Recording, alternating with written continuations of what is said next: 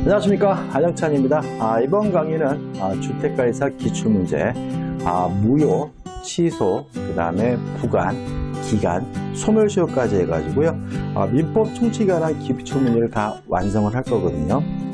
자, 문제를 보도록 하죠. 지금 제가 좀 낙서가 되어 있죠. 제가 녹화를 했는데 잘못돼가지고 또 재촬영하는 바람에 이 낙서가 되었으니까 좀 이해해 두시기 바라고. 1번, 무효에 관한 설명으로 옳지 않은 것을 찾거든요. 일단 무효인 법률행위를 추인하게 되면 새로운 법률행위가 돼요.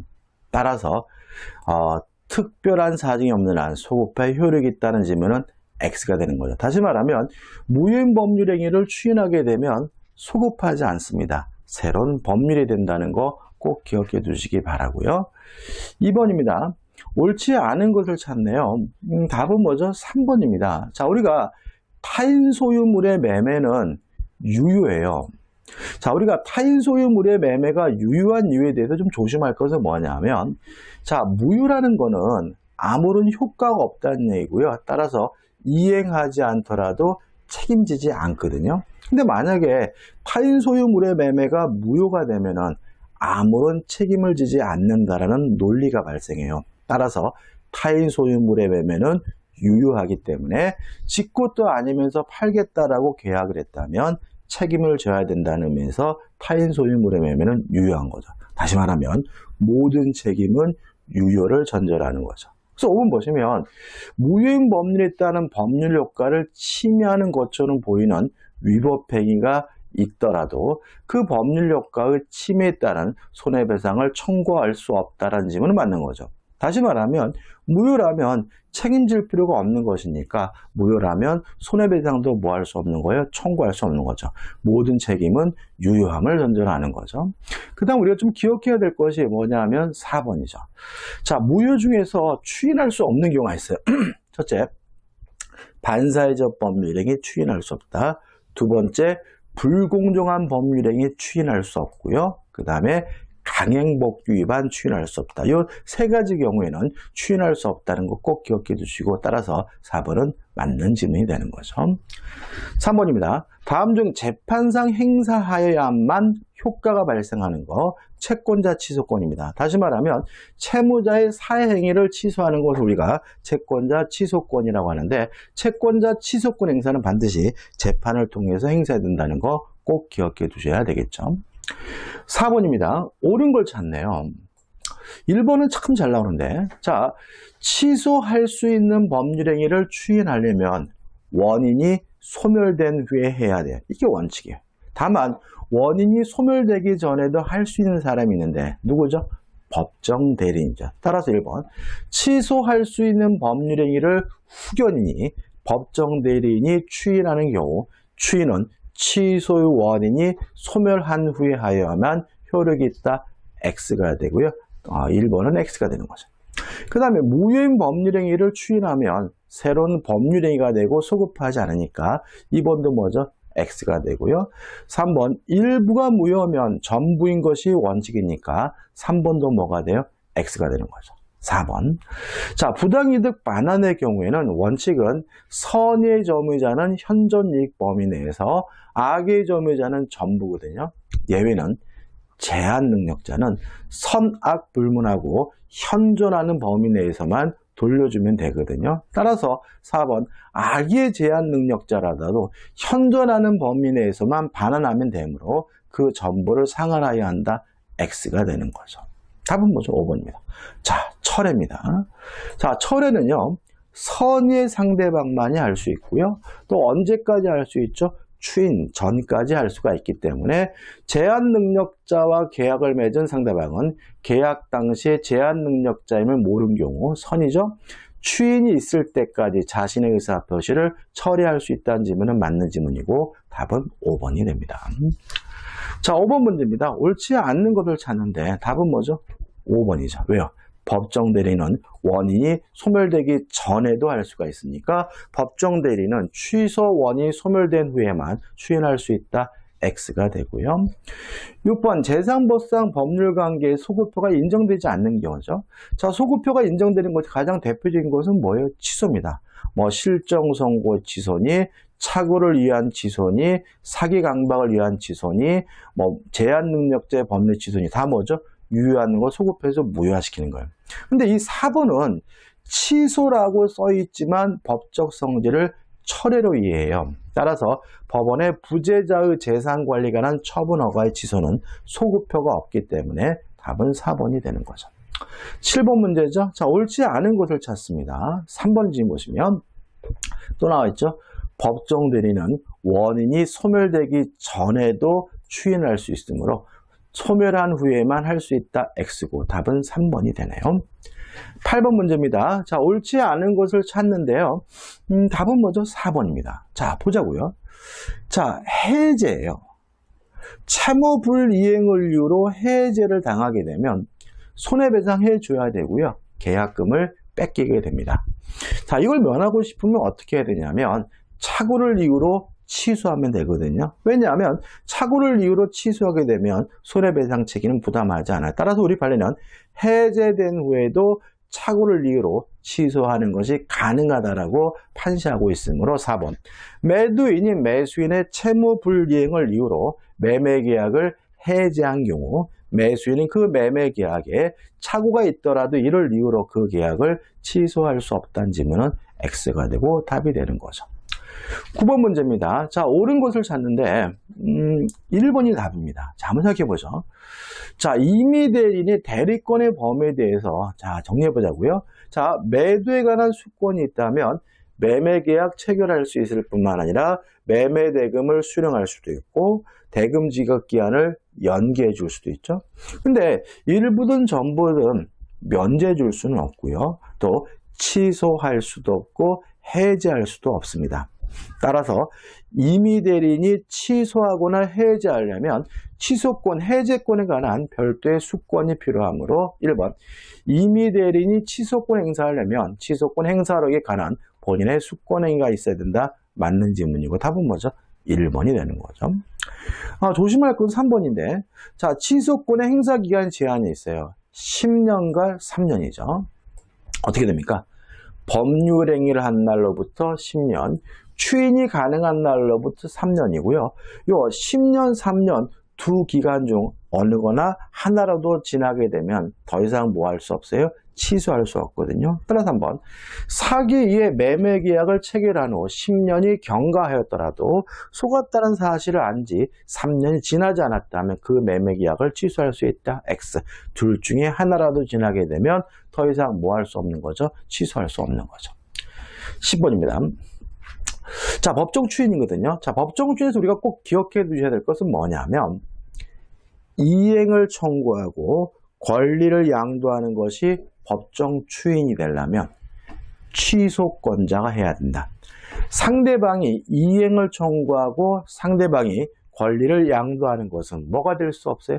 법정 추인이 될 수가 없거든요. 그럼 보자고요. 갑은 자신의 X부동산을 2억 원에 매도하는 계약을 여기까지 체결했어요. 그러면 취소권자는 갑이고 을이 상대방이잖아요. 그러면 이행을 청구한 것이 법정 추인이 되려면 취소권자는 누가 해야 돼요? 갑이. 1번. 갑이 을로부터 이행의 청구를 받은 것은 법정 추인이 아니기 때문에 1번이 답이 되는 거죠. 11번입니다. 법률행위의 취소와 추인에 관한 설명으로 옳지 않은 건데 자, 3번을 보죠. 법률행위가 취소가 됐어요. 자, 취소를 하게 되면 법률행위는 소급해서 무효가 돼요. 그러면 취소된 후에 추인은 무효인 법률행위 추인이거든요.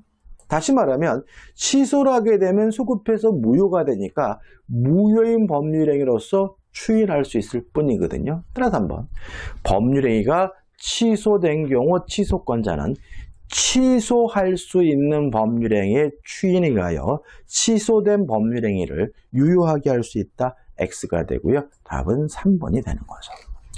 12번입니다. 법률행위의 무효와 취소에 관한 설명으로 옳지 않은 것은 1번이 답이죠. 자, 취소란 것은 뭔가요? 유효한 법률행위를 소급해서 무효화시키는 것이니까 1번 취소된 법률행위는 특별한 사정이 없는 한 취소한 이후부터 무효이다. X가 됩니다. 자, 이제 법률 부관에 관한 문제들입니다. 1번입니다. 자, 옳지 않은 것을 찾는데, 자, 2번입니다. 기한의 이익이죠. 자, 기한의 이익이란 것은 뭐냐면, 기한이 도래하지 않음으로 해가지고, 도래한 게 아니라, 도래하지 않음으로 해서 얻는 이익을 우리가 기한의 이익이라고 해요. 그러면, 기한이 도래하지 않았다면, 채무자는 돈을 갚을 필요가 없는 거고요. 기한이 도래하지 않았다면, 채권자는 돈을 받을 수가 없는 것이니까, 기한의 이익은 원칙적으로 채무자를 위한 것으로 추정을 합니다. 2번, 기한의 이익은 특별한 사정이 없는 한 채권자를 위한 것으로 추정한다. X가 되고요. 답은 뭐죠? 2번이 되는 거죠. 자, 2번 문제인데 여기서 우리가 좀 생각해 볼 것은 뭐냐면 이거죠. 기정조, 기해무, 불정무, 불해조.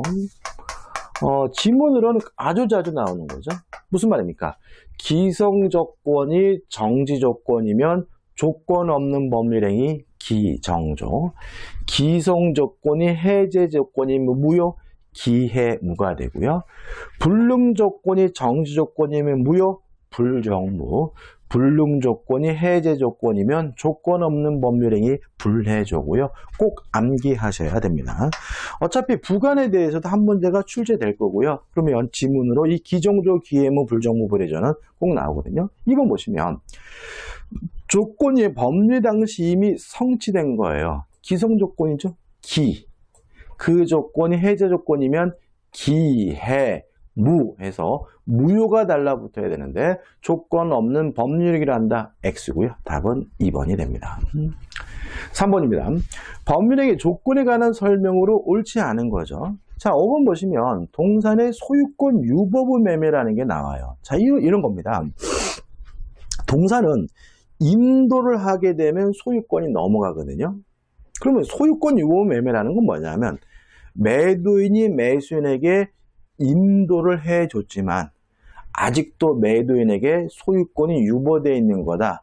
이런 형태의 매매를 우리가 소유권 유보부 매매라고 해요.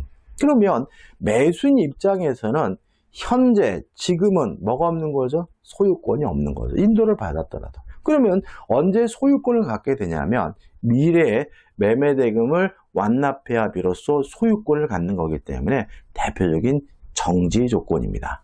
5번. 동산 소유권 유보부 매매는 해제 조건으로 소유권 인정된다. X. 정지 조건이다. 따라서 매수인은 인도받았더라도 아직 소유권이 없고요. 대금을 완납해야 비로소 뭘 갖게 됩니까? 소유권을 갖게 된다는 것까지 기억해 두시면 되겠죠. 4번 문제입니다. 옳지 않은 것을 찾네요. 자, 5번인데 자, 한번 생각해 보죠. 제가 이런 말씀 드렸어요. 합격하면 1억 주겠다라고 약속을 해놓고 시험 보기로 한 날 시험을 못 보게 감금을 했어요. 5번. 조건의 성취를 인하여 불이익을 받을 당사자가 신의 성실에 반하여 조건의 성취를 방해한 경우죠. 그러면 상대방은 조건이 성취됐음을 주장할 수 있거든요. 근데 여기서 조심할 것은 그 감금 당한 그날 당장 1억 달라고 요구할 수 있는 것은 아니고요. 합격자 발표일까지 기다려야 되거든요. 왜냐하면 우리 판례에 따른다면 조건이 언제 성취된 것으로 의제가 되냐면 방해가 없었다면 조건이 성취됐을 것으로 추정되는 시점이죠. 방해가 없었다면 합격자 발표일이 돼야 비로소 합격할 수 있는 거거든요. 따라서 그 방해 시에 조건이 성취된 것으로 추정된다는 지문은 X가 되고요. 답은 5번이 되는 거죠. 이 판례도 좀 기억해 두시기 바라고 보시면 의제되는 시점은 이러한 신의 성실이 바른 행위가 없었더라면 조건이 성취되었으리라고 추산되는 시점이다. 기억해 두셔야 되겠죠. 자, 5번 문제입니다. 자, 옳은 것을 찾는데 자, 정지 조건이란 1번인데 현재 지금은 효과가 없지만 미래에 조건이 성취가 되면 효과가 생기는 거죠. 그러면 정지 조건이 성취되었다는 사실은 효과 발생을 주장하는 자가 입증하는 거죠. 따라서 1번 정지 조건부 법률행위에 있어서 조건이 성취되었다는 사실은 조건이 성취되면 효과가 생기니까 권리를 취득하는 자가 증명하여야 한다. 맞는 지문이고 답은 뭐죠? 1번이 되겠죠. 뭐 2번은 너무나 당연한 거고 3번 조건이 반사회적이면 조건만 무효인 것이 아니라 법률행위 전체가 다 무효가 되고요. 4번 불능조건이 정조건 불정무 무효해야 되는데 조건 없는 범죄된다. X가 되죠. 5번 조건 성취 효과는 소급하지 않지만 당사자 간의 특약으로 소급시키는 것은 가능합니다. 자, 6번이죠. 기한의 이익을 갖는 자입니다. 자, 이렇게 기억하시면 돼요. 무상이면 채무자만, 유상이면 채권자, 채무자 모두. 무상 임치 계약은 채권자인 임친에게만. 그러면 기억, 사용대차는 항상 무상이죠. 그러면 채무자인 차주에게 기한액이 있고요. 임대차는 유상이죠. 따라서 임차인, 임대인 모두에게 기한액이 있고요. 둘 다 기한액이 있는 거죠. 무상 임치면 채권자인 임치만 기한액이 있으니까 디귿번은 뭐가 돼요? X가 되고 그 다음에 이자가 없으면 무상, 이자가 있으면 유상인데 없든 있든 유상이든 무상이든 채무자는 모두 기한의 이익이 있는 거니까 이익이 없는 사람 누구죠? 디귿이고 따라 답은 4번이 되는 거죠. 7번입니다. 채권, 조건과 기한에 관한 설명으로 옳지 않은 것을 찾네요. 1번이 답이죠. 기한은 채무자에게 이익인 것으로 뭐합니까? 추정을 합니다. 채권자 X네요. 자, 이제 기간으로 갑니다. 기간에 대해서는 우리가 어렵게 생각하시는 분이 많은데 어렵게 출제되지는 않으니까 너무 걱정하지 마시고요. 자, 우리가 기간을 계산할 때는 초일을 산입합니다.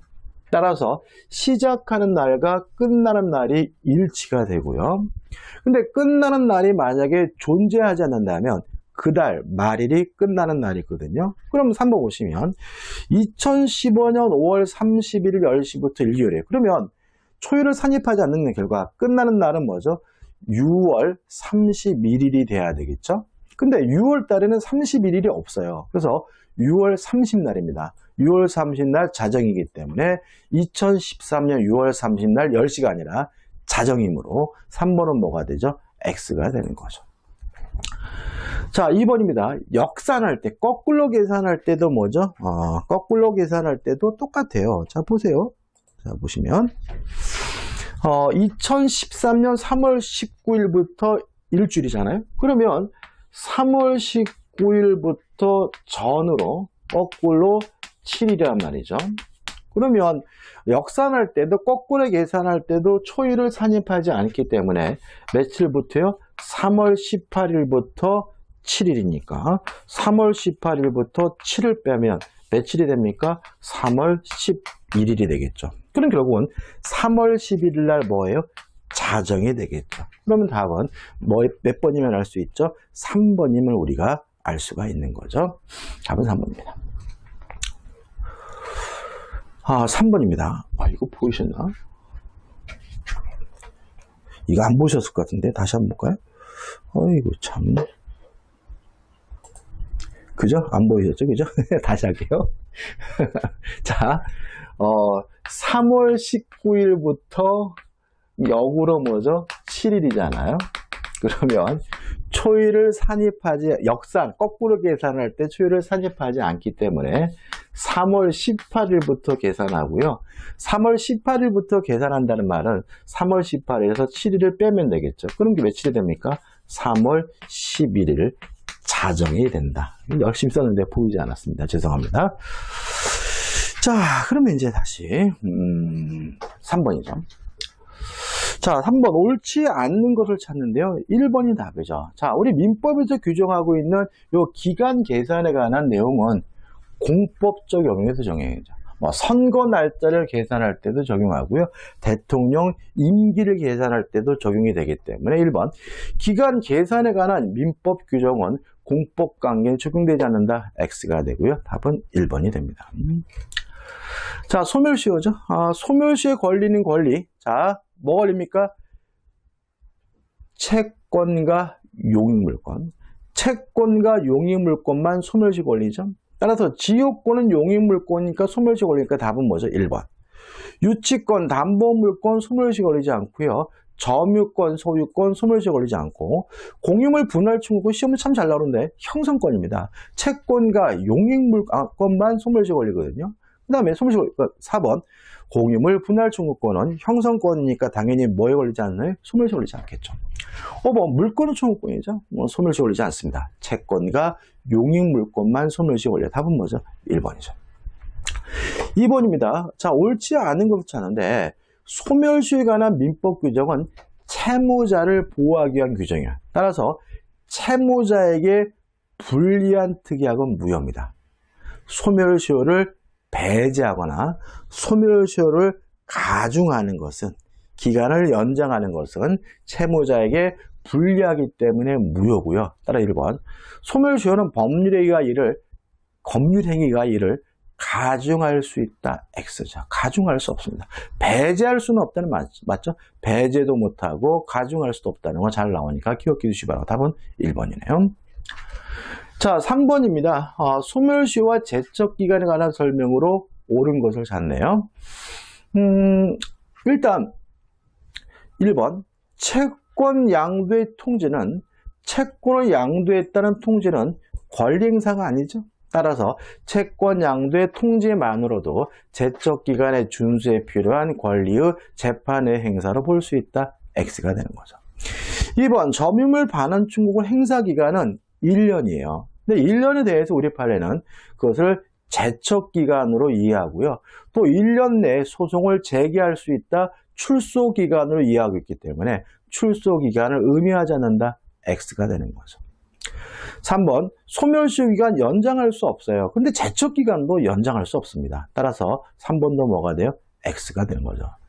4번 소멸시효 완성 후 채무 승인이 있었어요? 그러면 소멸시효이기 포기한 것은 뭐가 되냐면 간주가 되는 것이 아니라 추정이 될 뿐이기 때문에 4번도 뭐죠? X죠. 답은 5번입니다. 왜냐하면 공유물 분할 청구권은 형성권이다. 채권도 아니고 용익물권도 아니기 때문에 소멸시효 걸리지 않습니다. 옳은 것은 5번이 되네요. 4번 문제입니다. 소멸시효의 대상이 되는 권리에 관한 설명으로 옳은 것은이죠. 1번 담보물권 소멸시효 걸리지 않고요. 2번 물권적 청구권 소멸시효 걸리지 않고 공유물 분할 청구권도 형성권이니까 소멸시효 걸리지 않죠. 근데 근저당권 설정 등기 청구권은 채권도 청구권이고요. 채권도 청구권은 채권이니까 뭐에 걸려야 돼요? 소멸시효에 걸려야 되므로 그 피담보 채권이 될 채권과 별거로 설계로 소멸시효 걸린다. 맞는 질문이 되겠죠. 그러면 5번입니다. 이것도 좀 꼭 기억해 두셔야 되는데 자, 매수인의 등기 청구권은 물권적 청구권이 아니라 채권적 청구권이기 때문에 소멸시효 걸려야 되는 것이 원칙이에요. 다만 매수인이 인도받아 점유를 계속하고 있거나 또는 매수인이 적극적으로 자신의 권리를 처분했다는 이유로 점유를 상실하게 된 경우에는 이 사람의 등기 청구권은 소멸시효 걸리지 않는다라고 우리 판례가 판시하고 있고요. 아주 시험에 잘 나오는 내용이니까 꼭 기억해 두셔야 되겠죠. 따라서 5번을 다시 보시면 부동산을 매수한 자가 그 목적 인도받아 사용 수익하고 있어요. 점유하고 있어요. 그러면 소멸시효 걸리지 않으니까 매수인의 소유권 이전 등기 청구권은 소멸시효 걸린다. X가 되는 거죠. 옳은 것은 4번이 됩니다. 5번입니다. 자, 옳지 않는 것을 찾는데, 자, 3번 보세요. 부동산 매도인의 매매대금 청구권은 매수인의 소유권 이전 등기 청구권 서로 동시이행 관계에 있어요. 물론 여기까지 맞죠. 자, 우리가 동시이행 항변권이 인정되더라도 채권의 소멸시효는 정상적으로 진행이 돼요. 같이 기억해야 될 것이 뭐냐면 유치권이에요. 유치권 행사하더라도 채권의 소멸시효는 정상적으로 진행이 되거든요. 따라서 매도인에게 동시 이행 항변권이 인정되는 한 매매대금 채권의 소멸시효는 진행하지 않는다. X가 되고요. 답은 3번이 되는 거죠. 자, 6번입니다. 자, 부동산을 가압류했어요. 그러면 권리 행사니까 소멸시효가 뭐가 되겠어요? 중단이 되겠죠. 근데 만약에 그 가압류가 말소가 됐어요. 그러면 말소된 때부터 소멸시효가 다시 시작이 되겠죠. 따라서 그 말소 시점에 가압류에 의한 시효 중단의 효력이 종료된다. 맞는 질문이에요. 답은 뭐죠? 2번이 되는 거죠. 1번 소멸시효는 단축, 경감할 수는 있어요. 채무자에게 유리하니까. 그렇지만 배제, 연장, 가중할 수는 없고요. 그 다음에 3번 소멸시효 기간이 주채무자의 소멸시효 기간이 10년으로 연장됐다면 주채무자 채무만 연장이 되는 거고요. 보증 채무의 소멸시효가 연장되는 것은 아니기 때문에 3번 X가 됨을 좀 주의하셔야 됩니다. 그 다음에 7번이죠. 자, 옳지 않은 것을 찾습니다. 자, 이번은 어떤 문제냐면, 자, 예를 들어서, 진짜 판사가 판들었을 때 본래 기산일은 1월 1일인 것 같아요. 근데, 당사자가 5월 5일을 주장하고 있어요. 이때는 법원은 주장한 대로 결정해줘도 상관이 없다는 입장이거든요. 따라서 2번, 당사자가 본래의 소멸시효 기산일과 다른 기산일을 주장한다면 이 주장한 대로 판단해주면 되니까 법원은 본래의 소멸시효 기산일을 기준으로 소멸시효를 계산해야 한다. X가 되고요. 뭐 중요한 건 아닌 것 같은데 잘 나오니까 꼭 기억해 두셔야 되겠죠. 8번입니다. 갑은 2010년 1월 10일 의뢰 식당에서 신구들에게 음식을 사주고 그 대금은 다음날 지급할 일과 약정하였다. 옳지 않은 거죠. 자, 이 음식료, 의식주와 관련된 채권은 소멸시효가 10년이에요. 1년이에요. 1년. 의식주와 관련된 채권은 소멸시효가 1년입니다. 다만 판결로 확정이 되면 10년이 되기 때문에 1번은 뭐죠? 맞는 지문이고요. 2번 음식료를 갚겠다고 했다면 채무를 승인한 거죠. 따라서 소멸시효가 뭐가 되겠어요? 중단이 될 거고요. 그 다음에 가압류를 했다면 권리의 행사이기 때문에 소멸시효가 뭐가 돼요? 중단이 되므로 시효는 중단되지 않는다. X가 되고요. 답은 3번이 되는 거죠. 4번, 5번 지문도 보시기 바랍니다. 그 다음에 갑은 그 소유 부동산을 1980년 7월 16일 을에게 매도했어요. 그러면 을은 매수인이고 매수인의 이전 등기 증후권은 채권적 증후권이지만 점유하고 있으면 소멸시효에 진행되지 않죠. 기억, 현재까지 계속 점유하고 있다. 또 적극적 권리를 처분했다는 이유로 점유를 상실한 경우에도 소멸시효 진행하지 않죠. 정액에 점유하고 임대한 경우 이것도 소멸시효 진행되지 않죠. 답은 뭐죠? 뭐죠? 점유를 침탈당했어요. 그러면 점유하지도 않고 있고요. 권리를 처분한 것도 아니기 때문에 니은번이 소멸시효가 완성되는 경우가 되겠죠. 답은 1번입니다. 자, 10번입니다. 이게 제가 문제를 좀 오타가 좀 있는 것 같은데 2007년 5월 1일 친구 을에게 아파트 전세 자금을 사용하도록 1억 원을 변제기 2007년 12월 30일로 정하여 빌려줬어요. 그러면 소멸시효 계산해 보면 10년이니까 요 변제일로부터 10년이니까 2017년 12월 1일 날 소멸시효가 뭐가 되겠어요? 12월 31일 날 소멸시효가 뭐가 되겠습니까? 완성이 되겠죠. 근데 지금은 2017년 5월이니까 아직 소멸시효가 완성된 것은 아니에요.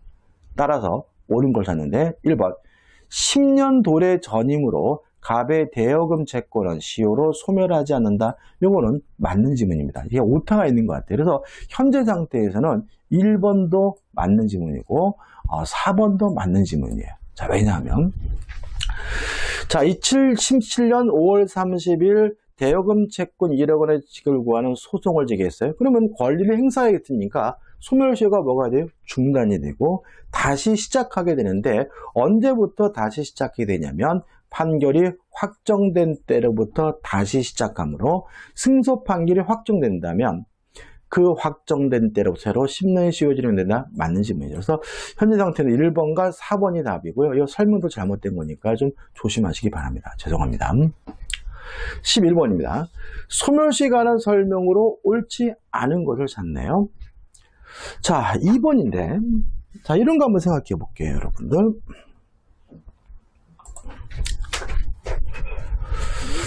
자, 갑이 을에게 1억 원을 빌려줘서 1억을 받을 채권이 있고요. 병도 갑에게 1억 5천을 빌려줘서 1억을 받을 채권이 있어요. 그러면 병은 이 갑의 채권을 대위해서 행사할 수 있거든요. 다시 말하면 병은 갑을 대위해서 을에게 갑으로 갚으라고 뭐 할 수 있어요? 요구할 수가 있어요. 근데 을이 지금 어떤 주장을 하냐면 병이 가지고 있는 이 1억 5천 채권이 소멸시효가 완성됐다라고 을이 주장하고 있어요. 할 수 있느냐 문제죠. 지금 병이 요구하는 것은 자신에게 돈을 갚으라고 요구하는 것이 아니라 갑에게 돈을 갚으라고 요구하는 거잖아요. 따라서 을의 자신의 채권이 소멸시효가 완성되지 않았다면 병의 채권이 소멸시효가 완성됐더라도 돈을 못 갚겠다라고 뭐 할 수 없는 거죠? 주장할 수는 없는 거죠. 따라서 2번을 보시면 채권자 소송 후 대의소송의 상대방은 여기서 누구죠? 을이고 채권자는 누굽니까? 병이고 채무자는 누군 거죠? 갑이죠. 그래서 상대방은 채권자의 채무자에 대한 피보존 채권이 시효로 소멸되었음을 원형할 수 있으면 원칙이다. X죠. 왜냐하면 이 채권자가 뭘 요구하냐면 자신에게 돈을 달라고 요구하는 것이 아니라 채무자에게 돈을 갚으라고 요구하고 있는 상태이므로 상대방은 네 채권이 소멸됐다. 소멸시효가 완성됐음을 뭐 할 수 없어요? 주장할 수 없다는 것이 판례 입장임을 주의하시기 바라고 답은 뭐죠? 2번이 되는 거예요. 또 나올 것인지에 대해서 좀 의문이 좀 있습니다. 자, 옳지 않은 거 12번입니다. 자, 이것도 시험이 잘 나오는데 주채무자에 대해서 시효 중단을 시키면 보증인도 시효가 중단이 돼요. 따라서 보증인에 대하여 그 효력이 없다. X고요. 답은 1번이고 조심할 것은 보증인에 대해서 소멸시효를 중단시키면 주채무자에 대해서는 시효가 중단되지 않는다는 거 두 가지 같이 꼭 기억해 두시기 바랍니다. 13번이죠. 옳은 건데 4번이죠. 주채무자에 대한 시효 중단은 보증인에 대하여 그 효력이 있다. 맞는 질문이고 답은 뭐죠? 4번이고 조심할 것은 다시 말씀드리면 보증인에 대해서 소멸시효를 중단시켰더라도 주채무자에 대해서는 중단되지 않는다는 거 주의하셔야 되겠죠. 14번입니다. 옳지 않은 거죠. 자, 부작위를 목적으로 한 채권의 소멸시효는 위반 행위를 한 때부터 진행이 되거든요. 따라서 계약 체결 시부터 진행한다. X고요. 답은 뭐죠? 3번이죠. 자, 우리 민법 166조 2항입니다. 부작위 채권은 위반 행위가 있을 때부터 소멸시효가 진행한다라고 판시하고 있는 거죠. 자, 15번. 자, 옳은 걸 찾습니다. 2번이 답인데 연대 채무자 중 한 사람에 대한 이행 청구는 연대 채무자나의 특색이 있죠.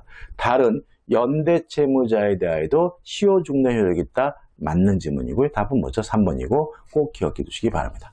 자, 이렇게 해가지고 이제 우리 민법 총칙 문제를 풀었고요. 다음 강의 때 물권법으로 들어가도록 하겠습니다. 자, 우리가 이제 그 물권법은 20%, 채권법은 20%죠. 민법 총칙이 몇 %입니까? 60%입니다. 그래서 실제로 거의 다 한 거니까요. 여러분들 끝까지 강의를 수강하시기 바라고요. 자, 이번 건 여기까지고요. 고맙습니다.